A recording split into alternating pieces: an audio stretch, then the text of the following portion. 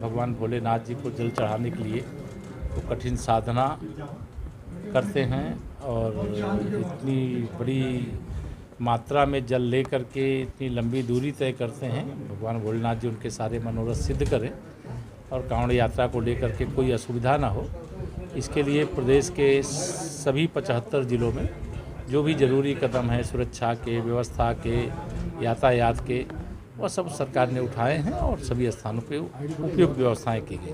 Sir, आपने अभी tweet में कहा था कि राहुल गांधी जेल जाना चाहते हैं, क्या कब तक जाएंगे सर? ये तो देखिए, जमानत पे जो होता है, जब कोर्ट जमानत निरस्त कर देगी उस दिन जेल चले जाएंगे।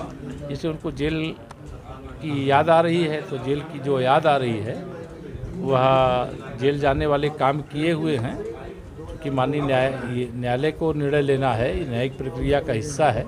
तो जमानत पर है, जिस दिन उनकी जमानत कोर्ट निरस्त करेगी, जिस दिन उनको सज़ा होगी उस दिन उनकी जेल की यात्रा शुरू होगी। लेकिन लगातार पराजय दर पराजय से कांग्रेस बौखलाई हुई है। पूरा नॉर्थ ईस्ट इस समय भारतीय जनता पार्टी और हमारे गठबंधन के पास है और जिस प्रकार से हमारे आसाम के लोकप्रिय मुख्यमंत्री हेमंत बिस्व शर्मा जी के बारे में उन्होंने टिप्पणी की है, ये उनकी हताशा का परिचायक है।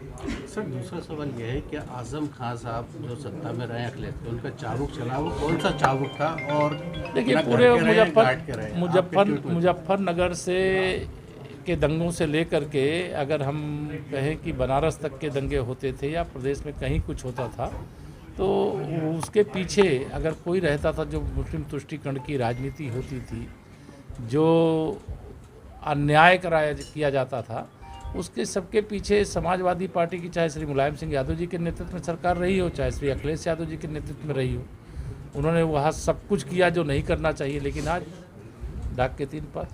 सर, प्रदेश अध्यक्ष और राष्ट्रीय अध्यक्ष का बाजार गर्म में आपका नाम चल रहा है, सर क्या कहेंगे? हाँ, मुझे कोई बताया है कि, और मैं आपको भी बताया दे रहा हूँ कि भारतीय जनता पार्टी के जो राष्ट्रीय अध्यक्ष होगा वो कोई भाजपा का कार्यकर्ता होगा, देश किसी प्रदेश से होगा, और प्रदेश का जो अध्यक्ष होगा वो भी भाजपा का कार्यकर्ता होगा, प्रदेश के किसी जिले से होगा। प्रथम आपका नाम चल रहा है। नाम ये जो चलता है आप लोग चलाते हो, कोई चलाता नहीं।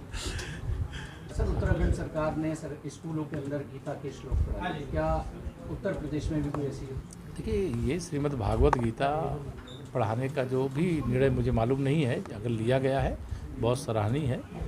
अभी उत्तर प्रदेश में जब इस पर विचार होगा तो देखेंगे, लेकिन अभी इस पर विचार नहीं हुआ है। लेकिन कहीं पर भी कोई अच्छा काम हो रहा है उसका स्वागत है और श्री पुष्कर सिंह धामी जी और उनकी सरकार को बधाई है। सपा सांसद कह रहे हैं कुरान और बाइबल भी पढ़ाई जानी चाहिए।